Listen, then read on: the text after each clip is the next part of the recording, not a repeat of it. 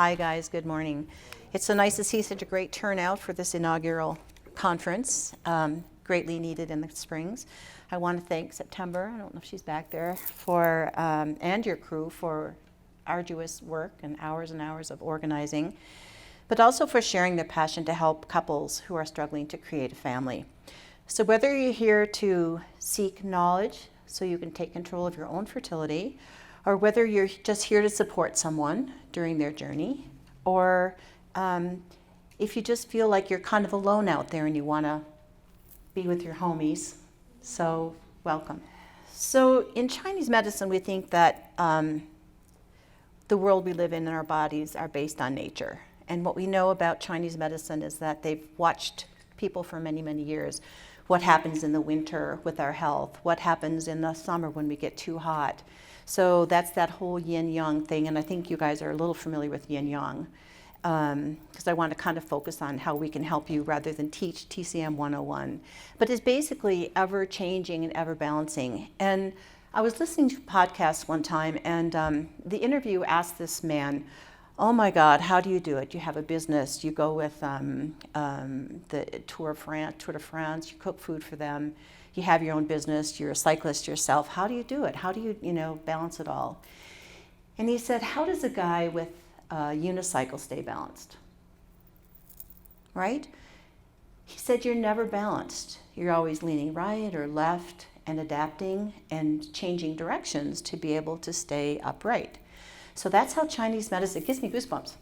That's how in Chinese medicine we say, how is our body adapting? Are you making the right decisions? Are you treating your body with love and those kinds of things? So very important.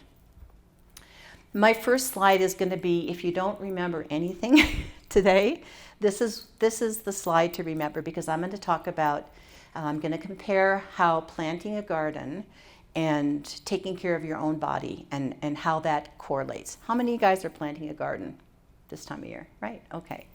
So what's the first thing you're going to do? Are you going to go to the dollar store and buy 4-year-old seeds? Probably not. You're going to go to a nursery. You're going to get good quality seeds. So there's the sperm and there's the egg. High quality in a great environment. Then you're probably going to pick up a nice bag of soil with peat moss so it's moist and lush, right? For your precious little seeds, your little rock stars, and you're going to plant them. And then you'll probably pick up a little bit of fertilizer so that you can support your little rock stars nutritiously, right? And you want to have some sun. You want to have a little bit of sun in your garden because that's going to create the warmth. And that warmth is going to help that little seed germinate. In Chinese medicine, we say sometimes with cold uterus is the problem with getting pregnant. And those are the cases I see where it's like unexplained fertility. In Chinese medicine, we have a way to sort of investigate it, put my Sherlock Holmes hat on, and investigate what's really going on. And then you want to have some shade, because if your garden is too hot, too much sun, it's going to get scorched. Right? And so it has to have a little bit of sun, a little bit of shade. That's that yin-yang balance, right? It's never all sun, never all shade. You need some of both. And then you need rain, right? And it can't be a lot of rain or all your little precious rock stars would be washed right out of your garden, right? So it's got to be a nice gentle rain. You wouldn't take your old soapy dishpan and say, oh, I'm going to recycle my water and I'm going to water my little rock stars, right? Because those are chemicals. And this is what's going to happen. So you have the warmth of the sun, just the right amount of moisture, just the right amount of shade, a little bit of fertilizer, and your little rock star seeds. Okay?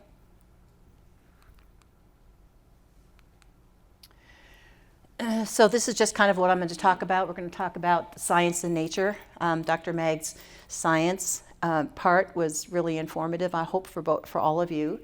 A little bit about me, talking very shortly about the ABORN, which is the specialty board on acupuncturists who work in conjunction with reproductive endocrinologists. Why choose us for your fertility needs? A little bit of science behind acupuncture, because there are a lot of scientific research now showing the mechanism of actions.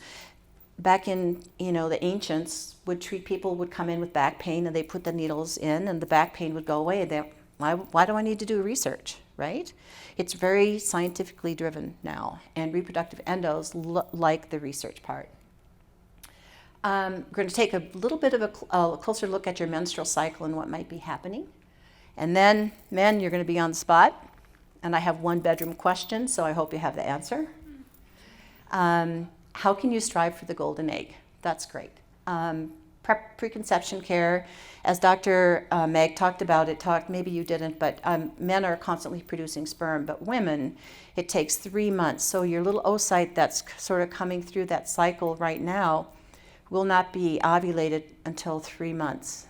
And so it's important for me to know, as an acupuncturist, about your biology, because I can better control what my goal is for you. Food for thought, and then my favorite part is just showing you some of our miracle baby stories. So I started out in Western medicine. I was a rad tech for 20 years. And when I was raising my family, I became a Lachaise League leader, and I also lived in Nova Scotia, Canada at the time, and I sat on the Prepared Childbirth Association of Nova Scotia. So I always had a passion for babies, right? And I've been a competitive triathlete since 1987, and personal experience, what got me into acupuncture, I became very sick. Went from competing in 5 Olympic distance triathlons one summer to not being able to walk up my steps to my bedroom. I had one eye bulging out, thyroid, long story. And I gave Western medicine 1.5 years, and all my blood labs came back after they put me on all this medication. I had my labs rechecked every 6 months. And then after 1.5 years, they said, oh, your labs are fine, right? Your thyroid's under control, your liver enzymes are okay. And I'm like, I'm not fine. If I ran, I got this huge rash. It was horrible. So a friend of mine discovered an acupuncturist. And so I began seeing an acupuncturist. Within 1.5 years, I was off all the medications and I was back racing. So I decided to have a career change. I sold my house and moved. I was still a U.S. citizen. Came back to Santa Fe, New Mexico, and went to school. I got my Doctor of Oriental Medicine degree there, and then I studied in China for a few months after that. Started East Winds in 1995. I'm a fellow of the American Board of Oriental Reproductive Medicine. I'll talk a little bit about that. Sat on the governing board for 13 years, and I'm a grandmother of 3 adorable children, grandbabies. This is me. I raced in the World Championship in South Africa in September, so it's kind of fun. So this specialty board was designed to test for competency in both Eastern and Western medicine. So again, it's focused on, as an acupuncturist, I need to know what the reproductive endocrinologists are doing, because I don't want to harm anything or impede anything that he's trying to do.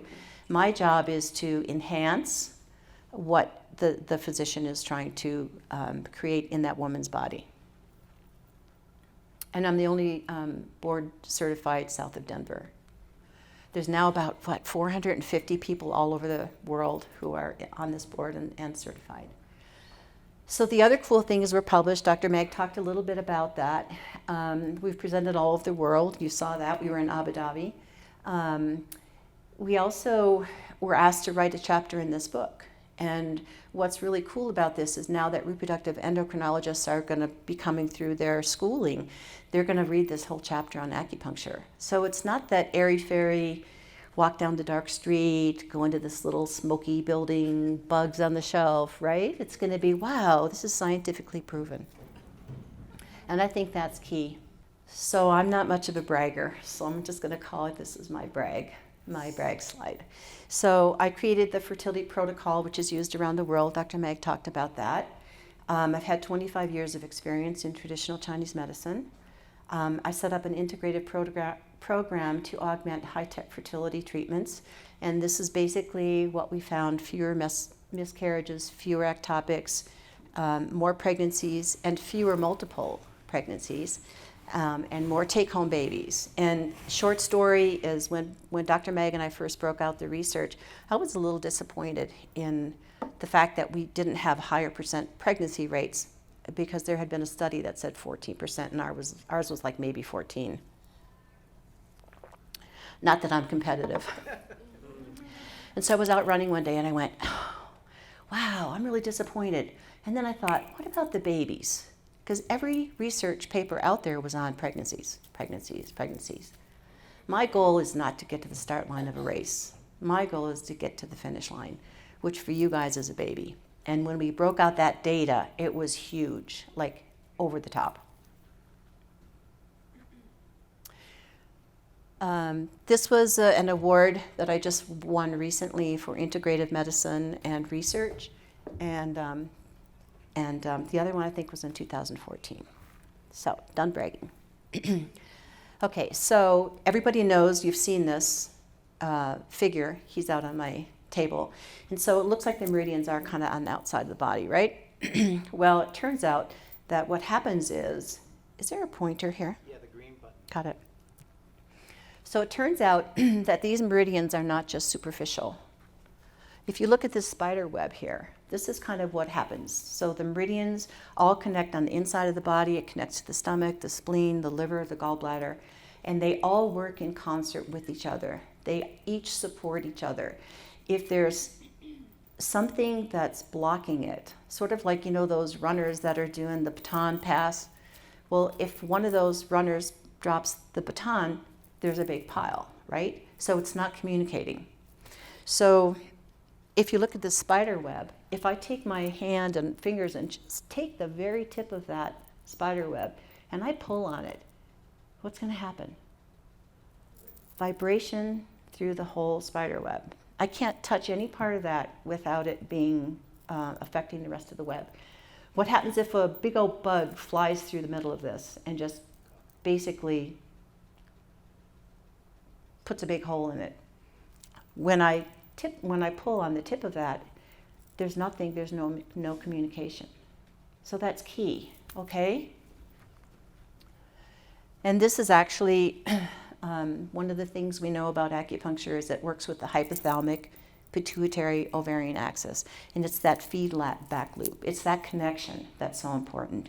And many studies are done with acupuncture in improving that feedback loop. So this is just a picture of what happens when a needle goes through the skin. And Western medicine has determined that the acupuncture points are near nerve bundles. They actually can do curling photography where they watch what happens when they put the needle through the skin is the fibers of that nerve bundle wraps around the needle, the metal needle, sends a message up to the spinal column, to the base of the brain to make changes. We have, each acupuncture point has energetics. So we can tell the body, like reprogramming our computer, do this, create more blood, help digestion, help sleep, HPO. So again, it has that cascade effect. So based on what we know about the effects of acupuncture, the needle connecting with your brain is reduces stress, regulates cortisol and prolactin, and I'm going to show you a brief demonstration of that. Regulates your menstrual cycle, should be 28 to 30 days, with 13 or 14 days of that follicular phase and then another 14 days of luteal phase. It ensures that ample blood, again, acupuncture is great for enhancing circulation. We want to make sure that the hormones are getting to your ovaries where they need to be. Prepare the uterus for implantation. There's lots of studies that acupuncture can help with implantation. Creates a better environment for your eggs, and then enhances the homeostasis, which is basically what I was saying is like balancing and finding a way to adapt.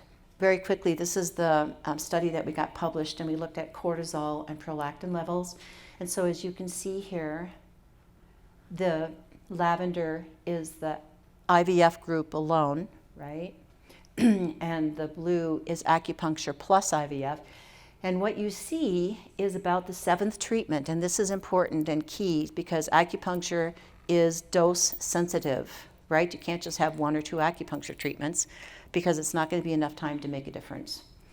And what you can see here is that about the 7th treatment, the patients had higher cortisol levels, right?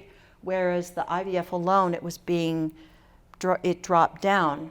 And it turns out that during this ovulation time, which is a more fertile cycle, the cortisol is high. we always thought cortisol was calmed with acupuncture, but that's not homeostasis. What we know is that when you ovulate, that's a very active yang thing. That egg has to come out, and it's got to do its thing. Corpus luteum puts out progesterone to support any implantation. And so what we found was, with acupuncture and IVF, it put the woman's environment in a more fertile state.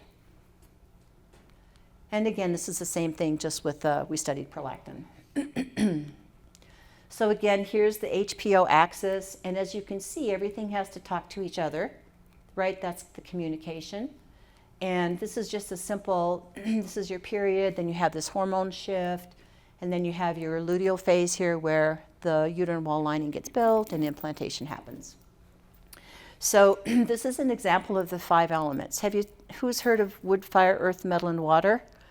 The 5 elements, right, okay. So this is just a simple demonstration: wood, fire, earth, metal, water. So wood supports fire, right? Wood supports fire. We can start wood on fire, right? And then fire supports earth, right? You burn whatever happens, the trees come down and they integrate with the soil. So they're supporting factors. So we look at your body that way, and we make sure that they're all communicating and supporting each other. Okay, so let's look at really what's going on down there. So you see, here's your little oocyte, your little egg, and it's pretty small. And during that follicular phase, it gets lots of blood, lots of yin, which would be the estrogen part, right? And it starts to develop. And then once it's mature, it's expelled, and you have to look that up online, look at somebody ovulating, because we always thought it was this really explosive thing that happens, and it actually happens very slowly over about 20 minutes. So after ovulation, then that little corpus luteum puts out some progesterone, and then you should have a beautiful uterine wall lining for implantation. And here's the wall lining getting thick. This is a slide of the herbals that I use for fertility. And this gal has collected thousands of basal body temperature charts. I like to call them thermal rhythm charts. And so she's taken all those and she's done algorithms on them. And what she discovered was, during the follicular phase, the optimal temperature of your body should be 97.2 to 4. After ovulation, it should rise about 1 degree. Why is that important? Because if you don't have a long enough follicular phase, how is that little oocyte going to be nourished? That would be like somebody putting a plate of food down me, lots of food, but I couldn't eat it. They took it away too quickly. So you can see that this is really short, then ovulation happens, and look at how long this luteal phase is, okay? So this happens to be a 23-day cycle, which is a little bit short according to my world. It's a little bit short cycle. And here's the opposite. This one is a long follicular phase, so this little egg is hanging out, hanging out, hanging out. I mean, what's happening in there, really? You know, is it getting all dried up by then? I don't know. And then you have a really short luteal phase, which is not going to give enough time for the uterine wall lining to grow. This is a 31-day cycle, so it's a little more average cycle. What's this? We call this sawtooth, right? It's all over the place. It was a 41-day cycle. So what do you think? I always look at that and say maybe some polycystic ovarian syndrome, where the gals aren't ovulating. And bottom line is that's an insulin-resistant environment. Too much sugar in the eggs, in that the eggs are under the influence of too much sugar. So we work with diet a lot. What else about that? Okay, so this is the definition of kind of a normal menstrual cycle. 3 to 4 days of fresh blood, tampon every 4 hours, and of course we always encourage pads as much as possible, because in Chinese medicine we look at the proper flow of qi and energy, right? And the flow of blood should be down and out rather than, stopped. So as much as possible. Not scanty, but not flooding. Should not be having a lot of cramps or clots. Really? Always thought we had to be very sick during our periods, right? That's not true.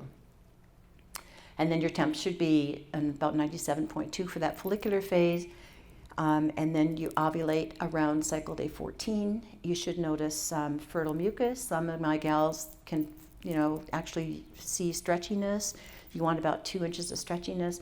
Sometimes your libido will spike a little bit. So these are all things that you can look for, signs of ovulation. And you should have no pain during ovulation. Again, pain is always stagnation. That's a blockage. That's not a free flow of what should be happening.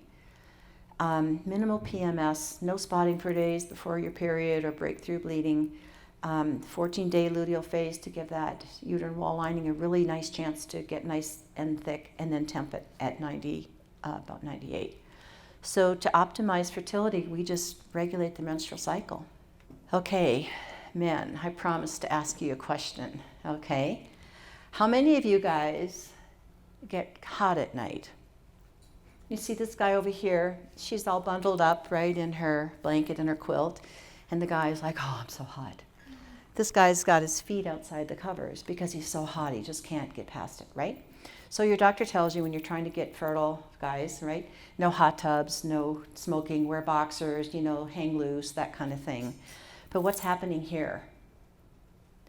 There's some kind of internal heat, right? So men are yang. Men tend to be more yang and hot, right? How many women go to bed and put your feet on your hubbies, right? Because you're cold. So this is an imbalance that I find a lot with guys. And tonight when you go home, look at your husband's tongue. If it's deep red, maybe it's peeled, doesn't have much of a coat on, this is a sign of not enough yin, which is moisture or blood. And what happens is at night is yin, right? Day is yang, night is yin. So these specific patterns show up at the time where like yin is at its peak. And so that's why it happens at night. Some guys will notice that midday their cheeks get kind of red, maybe their ears feel red, right? These are all things that we work with. And your reproductive endocrinologist isn't going to look at your tongue. Not that they're bad people. Okay, I love these fly-ins. Okay, Dr. Meg talked about sperm count, motility, and morphology. And men produce sperm 72 to 90 days, and it matures. And so for guys, we like to work with you for 3 months as well. The morphology is something that I'm seeing more and more as the more I work, is that the shape of the sperm is not normal. Sometimes they have like really weird heads. That's not going to penetrate the egg. And they might have 2 tails, So what's causing that, right? So the environment, so sperm and eggs are cells. Every cell in your body is in the same environment, right? So what if you had the perfect little rock star seeds, the perfect little garden, just enough sun, just enough shade, just enough water, right? You're going to have better luck of creating a family. Okay, so just a little bit of research is in conjunction with ART, or even reaching natural fertility potential, acupuncture can really help. And there's a lot of research on that now. It's a really great non-invasive method to try and to improve the sperm quality. There have been studies that have shown that acupuncture and herbs can help the motility in about 6 weeks. Lots of those studies. Morphology is a little harder. But again, if we can create this healthy environment, every single sperm is going to be in a better place, right? This was a study that was done, published in this prestigious journal, Fertility and Sterility, where it talks about with acupuncture, it increases the sperm production, increases the percent of healthy sperm, improves sperm motility, and improve the levels of hormones responsible. Again, guys, you have this feedback loop just like the girls do, and then increases the rate of pregnancy when used in conjunction with IVF or high-tech fertility. I love this little figure here because in Chinese medicine we think that the heart and the uterus are totally connected. And in fact, in Western medicine, the muscle in the heart and the muscle in the uterus are the only 2 places in the body that have that specific kind of muscle fiber. I don't know how the Chinese figured it out. I don't know. So healthy bodies are fertile bodies. Healthy roots create healthy branches. So if you have a tree that's dying in your backyard, You can go and cut the branches off, they're dead, the leaves are dead, but that's not going to make the tree healthy, right? You have to go to the root. What does it need? Maybe more water, maybe a little better fertilizer, right? And from the root up is going to create the health of that tree. So sometimes, especially in the case of unexplained fertility, you might just need a little boot, right? And so it's important to know that you have a lot of choices. And I hope that that's why you're here, is because you want to take a little bit of control. And with knowledge, you can make better choices. Emotions play a huge role. So if the heart and the uterus get disconnected, I see a lot of disheartened moms, right, trying to have a baby, a lot of disheartened women. So we try and connect that. Anger, resentment, and unfulfilled desires is the energy of the liver, and that's the stress. So we work a lot with not just the physical, not just the systems of your organs, but also the emotional part. And this little guy is breech, so hopefully he's before 32 weeks, and we can turn it with moxa. So how can you produce the golden egg? Acupuncture, herbs, lifestyle changes are key. Avoid toxins and xenohormones. If you just type in the Dirty Dozen, it's going to show you the hormones, the toxins that will cause hormone dysregulation. It's in our shampoo, it's in our lotion, it's everywhere. And so those that you can control, I want you to think about controlling. There are environmental ones that we just don't have control of. Supplements are key, herbs are key, stress reduction. We have to somehow keep your emotions in check, and that's the yoga, the meditation. In Chinese medicine, we say qi follows the mind. So I tell my patients, you have your brain, your body hears every thought you have, so try and make it positive. Preconception care, again, for 3 months before you try and get pregnant. Couples who complete 3 months of preconception care have faster conception rates, decreased chances of miscarriage. And by the way, sperm is also involved with miscarriages. Women always blame themselves, but they've done studies on if it's not optimal sperm, that can cause a miscarriage too, especially in the early stage. Less morning sickness, fatigue during pregnancy, increased energy, better digestion, improved sleep, and decreased stress and anxiety. So optimize your health and enhance your fertility. This is just a study, and the outcome was they worked with women who had lifestyle changes, just dietary or whatever, and those who had acupuncture. And what they found was that those who conceived did so in half the time of their lifestyle-only peers, meaning the acupuncture group got pregnant more quickly. So here's a gal who came to me to get pregnant, and I worked with her for a little while and was like, no, she just wasn't. So I sent her to Dr. Mag. He did a workup on her and found that she had really low ovarian reserve, okay? So she did IVF. This is her first baby, and then she came back for her second baby. This is a cool story. This gal here came to me.